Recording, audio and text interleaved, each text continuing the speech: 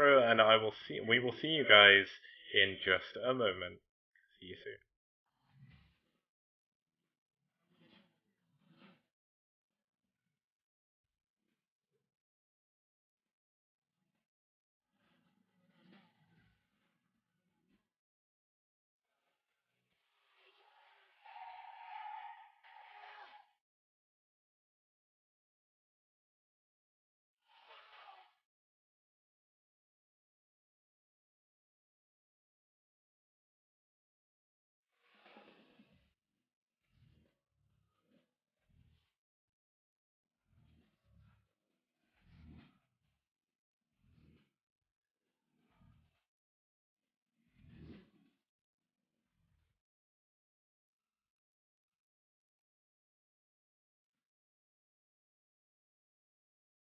It's showtime.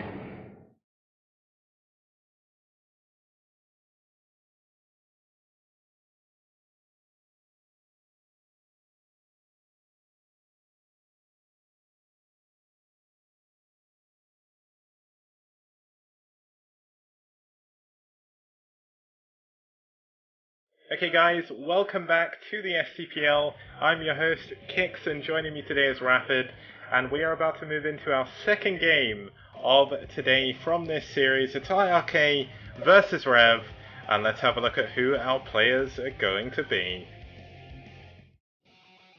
So just move on to the correct transition, and let's get going.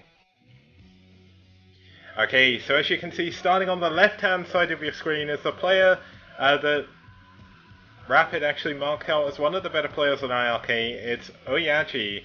Now, he didn't actually play last round, and he actually lost his first game this round, so he's going to be looking to get a little bit more back into the game, and his opponent is going to be a NarSiL for Clan ReV. Now, he has actually played 4 times.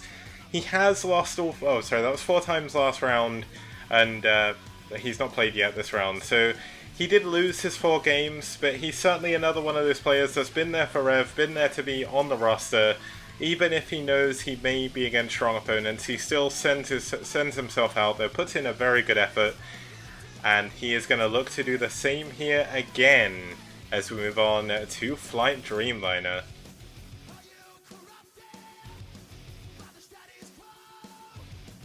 And Flight-Dreamliner, in case you don't know, is a... Well, you can see from the picture, it's going to be based on a plane.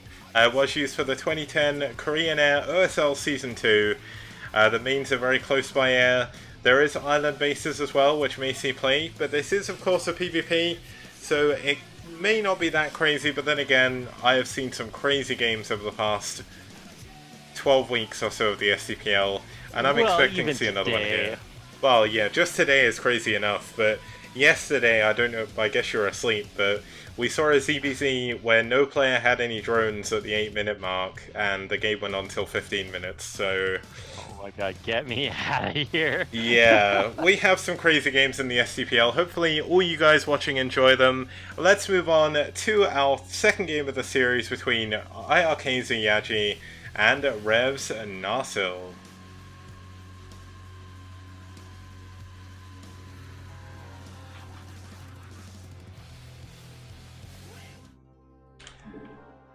Okay, and this time starting us off in the 3 o'clock position on this 2-player map, it's going to be in the white colours, it's NarSiL for ReV.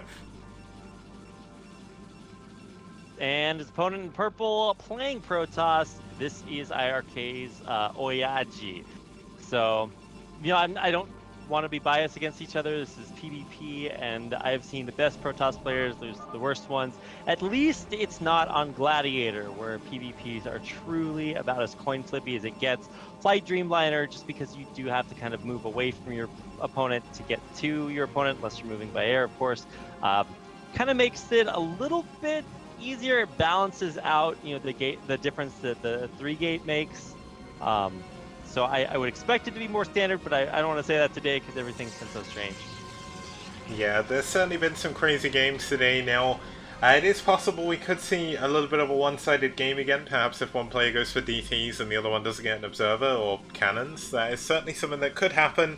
But here's hoping we see a little bit more of a grounded game.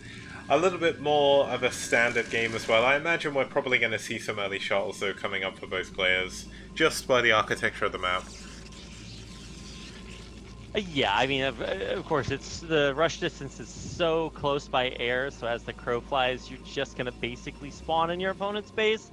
Otherwise, this game reminds me a little bit of oh, what's the idea? If you remember, Third World, you kind of spawned kind of close, but like the vast majority of the map was, farther away. So you had to move way up to the upper left-hand corner in order to access most of the resources on the map. But if you're just trying to kill your opponent, yeah, probably shuttles are the way to do it. Yeah, there are gas bases. There's 2 mineral bases in the top right and the bottom left, and the islands in the bottom right and the top left do have gas as well. But interestingly, NarSiL is neglecting to scout his opponent. OyAji did actually go and scout for proxies as well, but NarSiL finally going for that scout now. Now, it's not too much of a big deal, but you do get those minerals a little bit quicker. But where OyAji's gateway was a little bit faster as well, he kind of offset that mineral difference.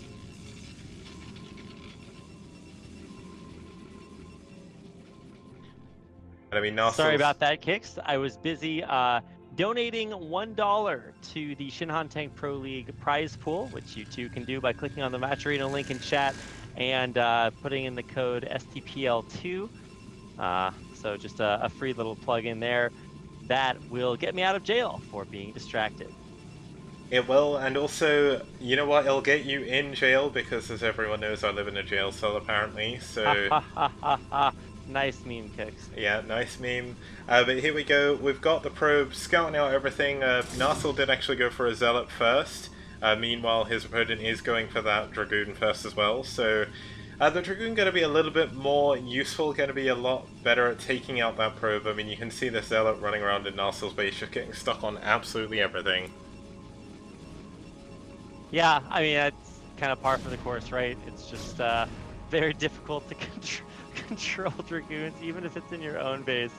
Eventually, it will use its range. Oh my god, this is so tragic. Yeah, there we go. The Dragoon finally getting that probe. We're gonna send this Zealot soul back into the Zealot itself. It's not allowed to be a Dragoon anymore. That was a little bit painful to watch. Oh yeah, she's going for DT tech. Going for that Citadel early on. Well, they're both going for it, but OyAji's is just so much faster. So it is. I didn't actually see that on the map. I thought it was just the third pylon warping in. But wait, if you both go DT and you both don't have detection, who wins? The player with the faster DTs, so that's OyAji. I mean, it's about how you use your DTs, obviously. As the biggest thing is to kill the observatory or robo or whatever you see, because that's usually what you get immediately after this, just in case your opponent's going. And it's entirely possible that they both go do DTs, counter each other's DTs, and the game just kind of resets after that. Yeah, now interestingly, OyAji actually skipped an extra pylon to get his Templar Archives up a little bit quicker. He's only just now added that pylon on. Now, the one ironic thing is, due to the fact that NarSil's DTs are a little bit more delayed, he may be able to keep them on his ramp, because by the time the DTs of OyAji actually get over, his DTs should be just about on his ramp. But here we go, a little bit of an engagement in the middle. OyAji's Dragoons using the high ground a little bit better than NarSiL, just going to be moving around, trying to sneak by. But NarSiL, with that extra Zealot, did push that back. Yeah, no, one Zealot makes all the difference when you have Dragoon versus Dragoon, because, I mean, you just have to micro away from it because it does so much insane damage. However, unfortunately, that does depend on you having good control, and NarSiL actually losing a Dragoon 3-on-3 when he had the Zealot advantage, I don't think that's ever supposed to happen. I mean, he is pushing the issue, right? And this is a great thing to do if your opponent is not going DTs. Unfortunately, the first DT is out, and that will not only kill everything that is across the map, but it'll kill everything that isn't across the map too. Yeah, this is very important though. He knows the DTs exist now, and this could be the difference between surviving or dying. Now, we do have a Forge coming up now for NarSiL, but GG immediately. He doesn't think he can hold on to the DTs. He's got no detection, but he could just sit his DTs on the ramp, but I guess maybe he felt a little bit too far behind. that is going to give OyAji the win in this game. And, I mean, once I- again, a bit of a weird one. No, that does seem really weird. Like, not only can you just hold position your DT on the ramp, because your opponent's not going to have any detection then. I guess he did think that the only advantage he would have had from not expoing would be more units. And because he lost so many Dragoons in the actual fight, then maybe there wasn't comeback potential. But yeah, I don't know. I always feel bad when players leave games instantly. Even though, every player I talk to says, well, we know it's over then. You guys as dumb commentators can't see that yet. I don't see why there's any reason not to try to get a win a wacky way, because players don't play perfectly and there's always ways for you to come back, especially in a game like Brood War. Yeah, there's a lot of comeback potential, especially because his opponent couldn't get up his ramp either. So as long as he had that 1 DT there, that would have saved it. But unfortunately, he did think it was over, as you just explained. Us dumb commentators just don't know what's going on. So NarSiL obviously had a feeling that he couldn't win from that game. Maybe he did get a little bit tilted. It's very easy to get tilted when you're playing this game as well. So depends on the emotional state of him, as well as everything that was going on, but I've hosted up the next replay. Let's load up our next game, and I will head it on over to the intro, just as we set up the overlay. So see you guys in just a moment.